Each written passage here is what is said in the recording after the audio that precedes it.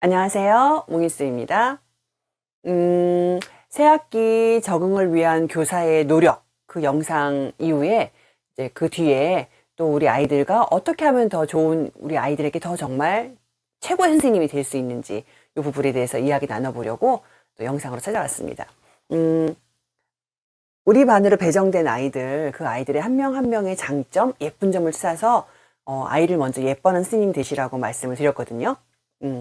그리고 새학기 담임으로서 예쁜 말, 예쁜 표정으로 이제 미소를 한껏 머금고 아이를 이제 맞이하는 새학기잖아요. 요 새학기에 선생님들이 또 활동도 재밌는 거 준비 많이 하시잖아요. 그리고 이제 어쨌든 아이들이 이렇게 길들여진 아이가 아니기 때문에 선생님들이 아이들의 시선을 좀 집중시키려고 하는데 좀 노하우가 좀 필요하긴 하거든요. 그래서 어린 아이들은 좀 재밌는 이야기를 반복적으로 하는 걸 참 좋아해요. 아이들의 특성을 이용해서 이제 영유아기에 이제 유치원이나 보육교사 선생님들이 제일 많이 사용하시는 게 사실은 손유희잖아요. 손유희를 이용한 동화 들려주는 부분들도 있고, 저도 동화를 손유희화해서 약간 음유를 띤 상황에서 변화를 주면서 이렇게 교사 생활을 했던 그 기억이 나는데요. 같은 손유희를 하더라도 아이들에게 천천히 불러주고 아이들이 익숙해질 때까지 그냥 매번 똑같이 그냥 기계적으로 부르면 재미가 없겠죠. 그래서 목소리를 작게 했다가 크게 했다가, 그리고 속도를 빠르게 했다가 느리게 했다가, 또 목소리를 변조해서 할아버지 목소리로도 했다가 아기 목소리로도 했다가 엄마 목소리, 아빠 목소리 이렇게 변조해 가면서 하면은 같은 손유의 내용을 가지고 하더라도 아이들은 굉장히 재밌어 하거든요. 점점 크게, 점점 빠르게, 뭐 이런 식으로 아이들과 하다 보면 아이들이 막 재밌어서 하는 그런 모습을 보게 되거든요. 아이들이 재밌어 하는 그 모습을 보면은 선생님들께도 그게 이제 힘이 되고 또 이제 즐거움이 되는 그런 일이 되기도 하거든요. 이 손유희는 이제 어떤 시간에서 어떤 시간으로 옮겨갈 때에 잠깐 시간을 남을 때, 그러니까 보통 전위 활동을 할 때 많이 사용을 하는데, 그 외에도 이제 어떤 짜투리 시간을 이용했을 때 아이들과 같이 그것을 하면은 아이들의 지휘 집중도 되고, 아이들의 흥미도 유발할 수 있어서 참 좋은 교육 활동이라고 생각을 합니다. 선생님들이 모든 손유희를 다 아시고 계실 필요는 없어요. 예, 몇 가지 정도 선생님이 내 거와 해가지고 사용할 수 있는 손유희 몇 가지 정도만 있으면 되거든요. 선생님 새학기 때는 일단은 아이들이 앞에 있다 생각하고 열심히 연습을 하셔야 돼요. 그래서 나 스스로가 눈 감고도 그냥 막 술술술 튀어나올 수 있게 연습을 많이 하시고 아이들 앞에서 하셔야 돼요. 그래서 연기자가 돼서 하는 것처럼 아이들과 교사가 쑥스러워하면은 아이들이 재미 못 느끼거든요. 그래서 어떻게 보면 좀 뻔뻔하게, 그렇게 아이들과 재미있게 놀이개처럼 되기 위해서는 연습을 좀 하셔야 된다는 말씀 좀 드리고요. 그리고 환한 웃음으로 아이들과 즐거운 시간을 보내시면서 노래도 부르고 동화도 들려주고 재밌는 놀이도 할 수 있게 해주고 이러면은 대부분 아이들이 좋아하거든요. 근데 이제 이렇게 순하고 선생님 말을 잘 따라와 주는 아이들만 있는 게 아니죠. 네, 선생님이 좀 힘들어하는 아이들도 있잖아요. 좀 위험한 일을 하거나 친구를 밀거나 막 이렇게 아직 어떻게 해야 되는 법을 몰라서 자신의 어떤 감정이나 내 거 하면서 나만 생각할 수 있는 그 또래 아이들 그 발달 수준에 나오는 모습이거든요. 그러니까 아직 길들여지지 않았어요. 교육에 의해서 이런 부분은 친구를 아프게 하니까 이렇게 하는 거 아니야. 이렇게 해야 하는 거야. 라는 거를 아직 교육을 받지 못했어요. 그래서 지금 그런 모습이 보여질 때가 있거든요. 근데 그때 새학기 때 선생님하고 막 정을 붙이고 이제 마음에 들게 해야 되는데 그때 이제 막 혼을 내거나 이러면은 선생님 무서워, 안 가, 나 어린이집 싫어 이렇게 될 거잖아요. 그러니까 최대한 그때는 새학기 때는 선생님이 여기다 이렇게 참을 인자를 많이 새기시면서 이렇게 내려놓으시고 가능하면 아이를 예쁘다. 근데 그렇다고 해서 나쁜 행동을 그냥 위험한 행동을 그냥 모른 척하고 넘어갈 수는 없잖아요. 그러니까 최대한 예쁜 미소를 짓고 이런 행동하면 친구가 아파. 우리 하지 말자. 이 정도로 사실은 인지할 수 있게끔 해줘야 하잖아요. 나중에 이제 그 행동성이 들어갔다 하더라도 우선은 상냥하게 미소를 잃지 마시고 이런 행동을 하면 친구가 아프니까 하지 말자. 네가 아플 수도 있어. 이렇게 얘기해 주시는 거죠. 그리고 주의를 주실 때도 이 행동이 나쁜 행동이어서 너는 멋진 아이잖아. 너는 정말 멋지고 사랑스러운 아이거든. 그런데 이 행동을 하면 네가 미워질 수 있어. 친구가 다칠 수도 있고 네가 아플 수도 있거든. 그러니까 우리 이 행동은 위험한 행동은 하지 말자. 이 행동을 계속하면 친구들도 안 좋아하고 선생님도 슬플 것 같아. 이런 식으로 그 행동에 대해서 중점적으로 이야기를 하는 거예요. 예를 들어서 혼을 낼 때 사람이 감정이 있잖아요. 그래서 감정이 우선 전달이 되거든요.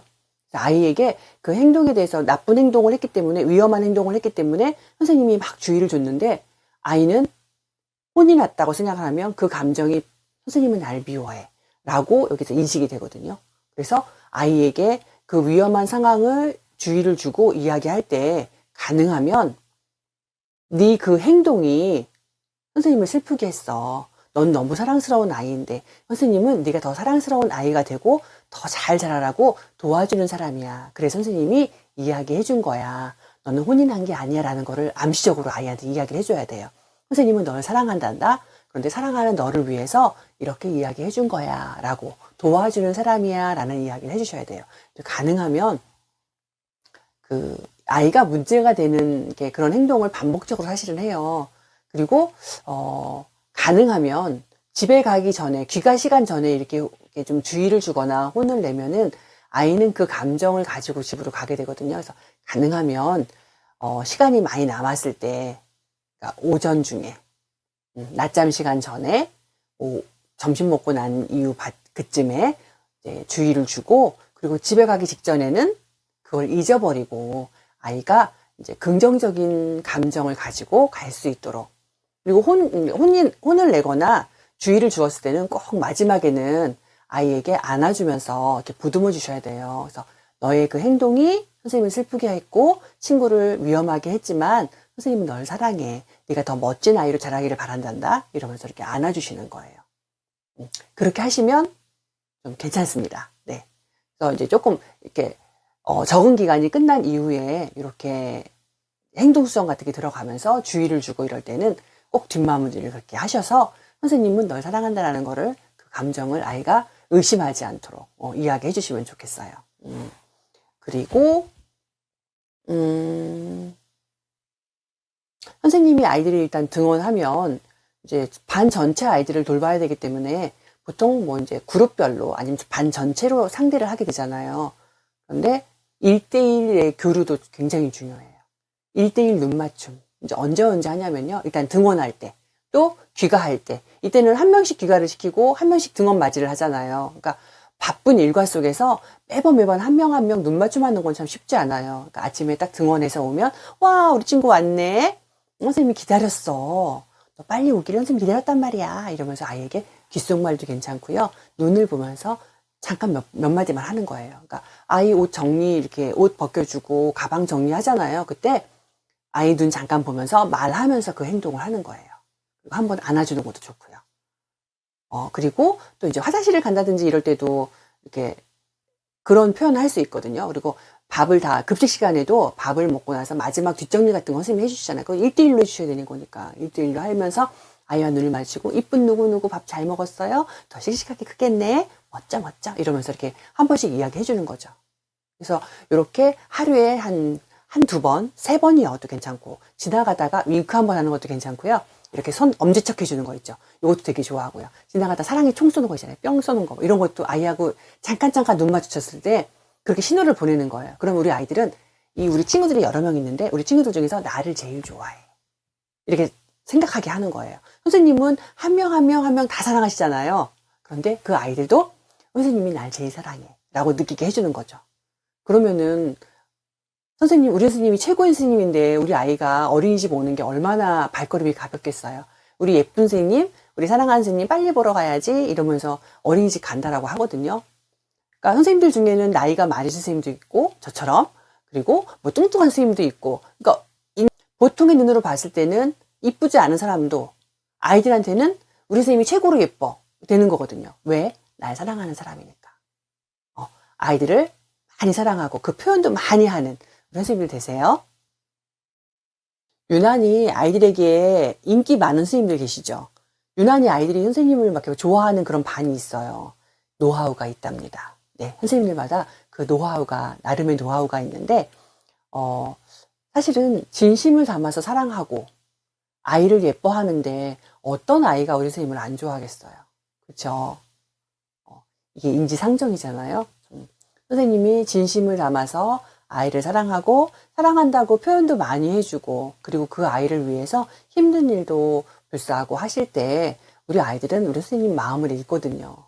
근데 이제 이게 가식적으로 나오면 얼마 가지 못해요. 그러니까 제가 예전에 실습 지도를 하고 이러면서 선생님들 이제 보육교사가 되려고 하는 선생님들 이제 많이 만나봤는데 그분들 중에 몇몇 선생님들은 선생님을 위해서도 아이를 위해서도 제가 실습 점수를 안 줄 수는 없지만 선생님은 다른 일도 한번 생각해 보시는 게 좋을 것 같아요. 아이를 좋아하지 않으면 이 일은 정말 힘들거든요.